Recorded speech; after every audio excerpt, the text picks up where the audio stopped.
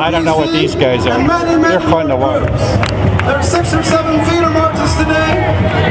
Indeed, this is an international protest. Yeah! Sisters and brothers are here from Tibet, Burma, China, Ethiopia, Europe, Canada, Africa, and Latin America. Welcome!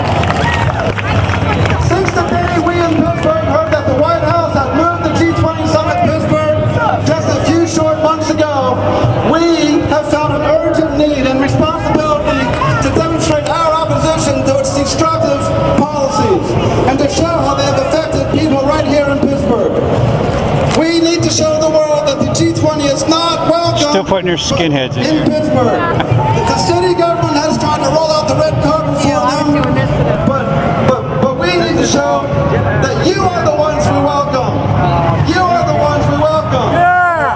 Activists working in a broad-based movement, working for peace, justice, jobs, healthcare, human rights, and the environment. We've experienced the undemocratic nature of the G20 ourselves. We've been accused of being violent, permits were denied, and we had to go to court, sometimes twice. Some people, like the Three Rivers Climate Convergence and Seeds of Peace in everybody's kitchen, they've had their rights systematically. Justice, jobs, healthcare, human rights, and the environment. We've experienced the undemocratic nature of the G20 ourselves. We've been accused of being violent, permits were denied, and we had to go to court, sometimes twice. Some people, like the Three Rivers Climate Convergence and Seeds of Peace in everybody's kitchen, they've had their rights systematically violated. They've been harassed by the police in the middle of the night. Yeah! But we've also fought back for our rights to dissent, and we have forced the city to allow space for this protest and others. This is truly the People's March. We fought for it. We've got it.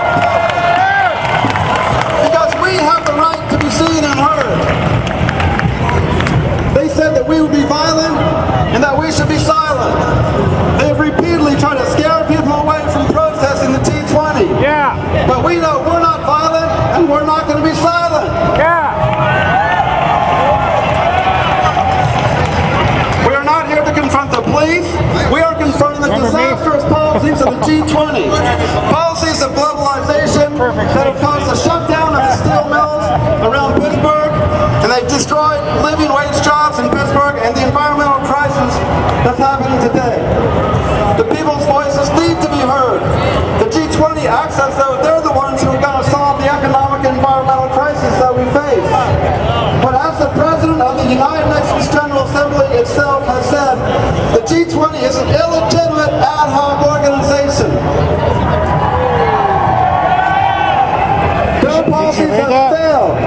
They cannot solve the world's problems because they cause the problems. It's the people that have the solutions. We got it now, bro. The people have the solutions. They have tried to divide and conquer us. Pit out-of-town folks with Pittsburghers, black versus white, etc.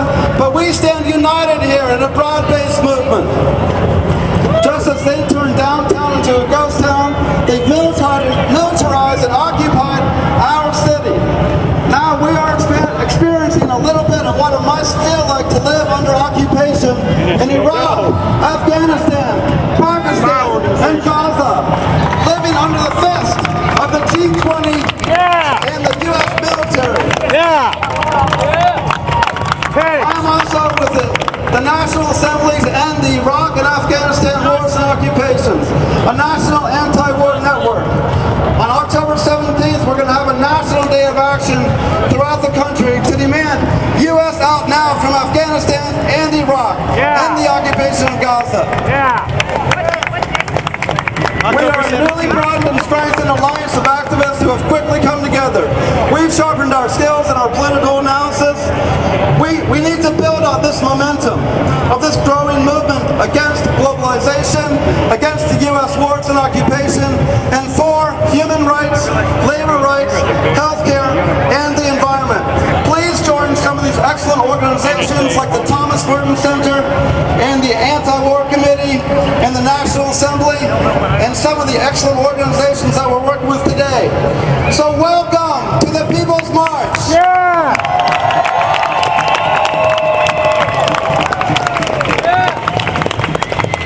Thank you, Pete, and thank you, the Anti-War Committee from the Thomas Burton Center, who did most of the heavy lifting to make this amazing march a possibility.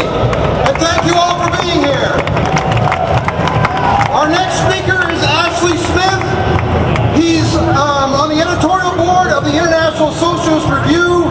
He's a Northeast organizer for the International Socialist Organization. He's written for many other progressive publications, and he's a member of UAW Local 1981, the National Writers Union. Ashley Smith. Brothers and sisters, are you fired up? Are you ready to rock on the G20? We're rallying here just a few miles from where there's corporate robber barons have settled down to divide up the planet. That group of bankers, financiers, and political leaders have wreaked havoc upon our world. Look at what they and their system has done over the last 2 years.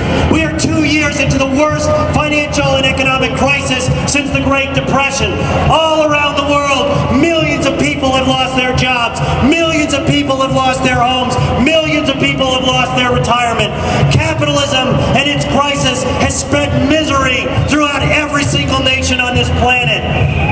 The G20, this group of robber barons, modern-day pirates of our wealth, has responsible. Their philosophy of neoliberalism has caused this crisis. They want to deregulate everything. They want to privatize everything. They want to shred our welfare state. They want to bust our unions. They want to cut our wages and benefits. And we say to all that crap, no way. We are not going to take it anymore. They've sacrificed our lives on the unholy altar of profit.